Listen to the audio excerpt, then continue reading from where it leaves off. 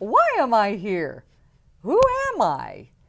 And what am I supposed to be doing on earth? Have you been in a room full of people and felt all alone? Well, having an identity centered in the love of God will help you answer this question.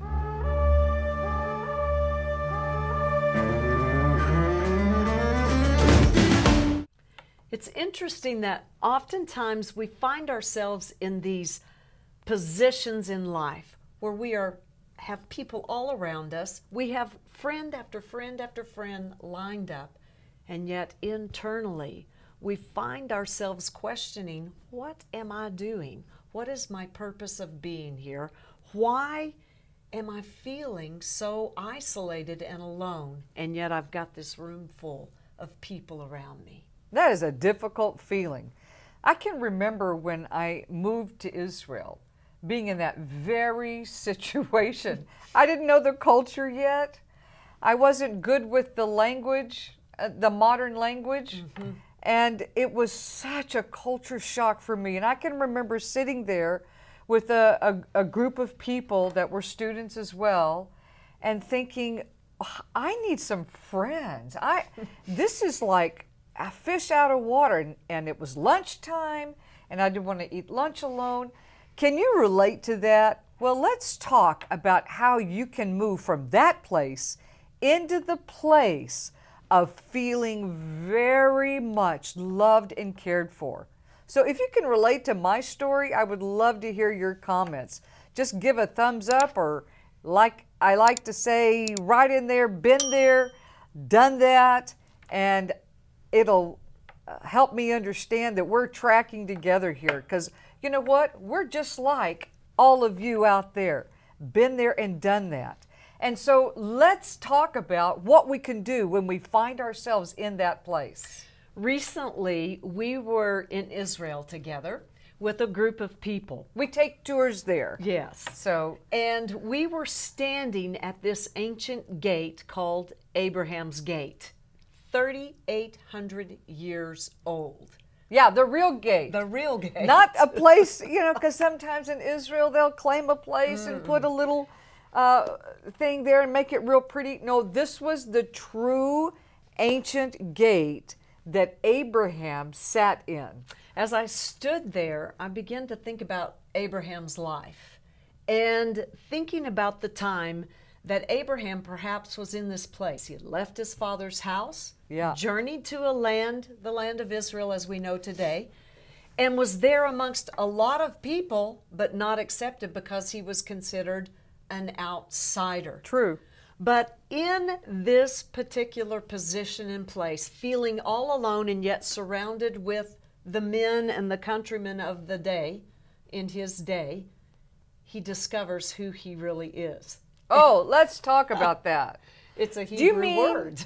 that to be in a place where you're feeling outside, you're not too sure who you are and who these people are or what you're doing, that is the foundation for discovering your true identity? I think that is really important.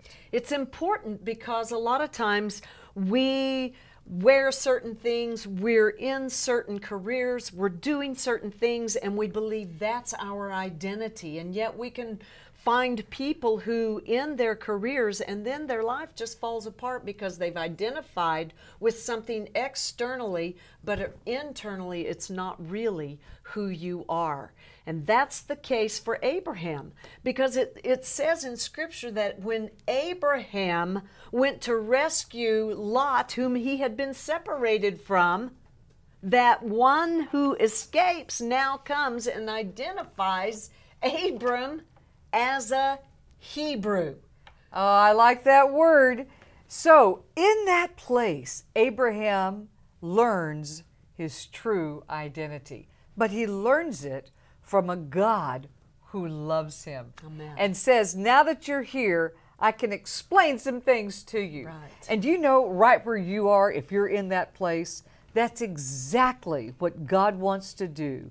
He wants to draw you close and explain maybe a deeper revelation or understanding of exactly who you are. Now, when he told Abraham that he was a Hebrew, that's, of course, the word for Hebrew, which we say that Ivri. Ivri. And so Abraham understood his name was Abraham, but his character, his structure, his identity was a Hebrew. So I love that there is always more to who we are. We're not just a gender, we're not just a job or a career, we're not just who we think we are, but from God's point of view, we are so much more. I think it's important for us to realize that when we step out of something familiar into something unfamiliar, that this truly is the catalyst that's going to help us identify who we really are. And it may go through a series of uncomfortable things, and yet it brings us to this place where we can begin to identify who we really are. It separates us from all of the people we've known, the lifestyle that we've known, the things that are comforting to us, puts us in an uncomfortable place, and many of you are finding yourself in that place right now. You're uncomfortable with the feelings, with the emotions that you're having, and yet those are the very catalysts that are saying, hello, this is putting you in a position to discover who you really are. Because after you discover who you really are, the path begins to make itself clear and known, and the blessings begin to flow. Well, I like to say this about Abraham because he's such a good, there's that little song, Abraham's the father of all of us, and, some thoughts about that. But he's such a good role model because this is what Abraham did. And here's a point for you and I.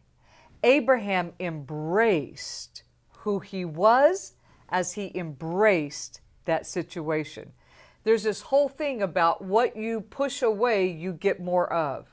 So Abraham, the father of many nations, as an ancient text calls him, embraced that he, in that situation, discovered that he was a Hebrew.